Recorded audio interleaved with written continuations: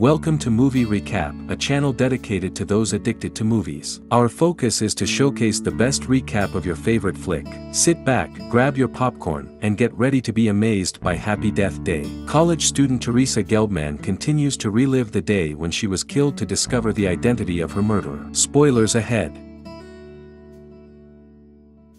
On Monday, April 18th, as Bayfield University's bell rings, the movie begins. On her birthday, Teresa Tree Gelbman wakes up hungover in Carter Davis's dormitory. She doesn't answer her father's call when he calls. After requesting Tylenol, Tree is about to leave when she notices Ryan, Carter's roommate, entering and embarrassingly inquiring if he slept with her. Tree encounters Tim, a man she had on a date with, as she makes her way to her room. When he asks Tree why she hasn't responded to his texts, she responds that their date at Subway made her miserable and that's why she hasn't. When Tree enters her room, she finds Lori Spengler, her roommate. Tree rushes to get ready after realizing she will be late for class. Then Lori gives her a cupcake that she made especially for Tree. Because the cupcake contains carbohydrates, Tree blows out the candle and throws it in the trash. After class, Gregory Butler, Tree's professor, meets with her. Despite the fact that Gregory is married, the two are having an affair. After Tree keeps it from moving, his wife Stephanie is at the door. For a meeting on a spring dance, Tree joins her sorority sisters at lunch. Danielle Bausman, the head sister, reprimands Becky for bringing junk food to the party. When Becky stands up to leave, she runs into Carter and spills her lunch all over Tree. Tree pulls Carter aside to continue covering up the fact that she stayed in his room when Carter tries to give her some jewelry that she left behind. Later that night, Danielle invites Tree to a party being held at a dorm. Tree moves alone through the campus as he passes a group of men sporting the babies' uniforms of the school's sports team. She hears the sound of a music box as she passes a bridge. When Tree moves over to grab the box, she notices a person wearing a baby mask standing just in front of her. The person flees when she makes a threat to call the police. The Tree starts to go, but the person in the mask pursues her. Once they have Tree, they stab her to death. In the early hours of the following day, Tree awakens in Carter's room. She exits the room, obviously startled and perplexed, and believes she is experiencing déjà vu. She returns to her room and turns down Lori's cupcake once more, but this time she just leaves it rather than throwing it away. After Gregory has locked the door, Stephanie finds her inside his office. Tree tells Becky before Carter runs into her during lunch, yet the same things continue to occur. Tree returns to the party, avoiding the bridge this time. When she enters the dorm, someone wearing the baby mask welcomes her, making her scream and strike the person in the face. Nick, Danielle's boyfriend, turns out to be the person. The Tree is getting a surprise party. She moves around drinking and attempting to have fun. She climbs the stairs to Nick's room, where he is fiddling with the mask. However, the true murderer enters the space and stabs Nick to death. When Tree isn't looking, Danielle texts her, accusing her of sleeping with Nick behind her back and making the implication that it has occurred before. The killer attacks Tree and kills her with a broken bong piece. Tree awakens once more in Carter's bedroom. This time, she's much more alarmed. She dashes to her room to alert Lori of her pursuers. She is soothed by Lori, who advises her to take the day off and unwind in her room. In order to keep people out, Tree boarded up the chamber and locked it. The murderer nonetheless breaks in later that evening. Despite repelling the murderer, Tree is nevertheless fatally stabbed. Tree describes her condition to Carter after going through the same things again. Carter is obviously perplexed. He advises her to exclude some people from her list of potential suspects until she can identify the murderer. Since Danielle informed everyone at school about the surprise party, Carter believes the murderer may be targeting Tree specifically since it is her birthday. As a result, everyone at the school is a suspect. As she pursues her suspicions, Tree makes a number of loopholes. Tim gets caught in his room watching homosexual porn while she is first going for him. She suspects Stephanie after dying a second time, but she sees Stephanie just before the killer drowns her. She suspects Danielle, but after the two struggle and are struck by a bus, she passes away all by herself. Tree thinks Gregory might be the murderer after checking those names off the list. After having an X-ray taken, she discovers that she has inside damage from her past deaths and searches for him at the hospital. Tree discovers a baby mask in Gregory's drawer while searching through his office. But after stabbing Gregory, the murderer follows Tree into the parking lot. She enters a car and exits. A police officer stops her for speeding as she joyfully believes that she has survived death. Tree fabricates an excuse for being intoxicated and high fight in order to get locked up and away from the murderer. The killer drives by and strikes the cop as she is handcuffed and placed in the back of the vehicle. The killer drops a birthday candle to ignite the fuel and blows up Tree after the gas tank begins to leak. Once more, Tree awakens in Carter's bedroom. She uses a few occurrences she's been noticing repeatedly to demonstrate her prescience, including a car alarm going off, kids being hit by sprinklers while they are studying, and a group of activists standing together as one of them collapses to the ground. The Tree is now weaker with each loop, so Carter drives her to the nearest burger joint. She is beginning to fear that she might be nearing the end of her life. Carter is informed by Tree that her mother passed away 3 years prior and that she avoids her father's calls. Later, they catch a news program on TV about Joseph Toombs,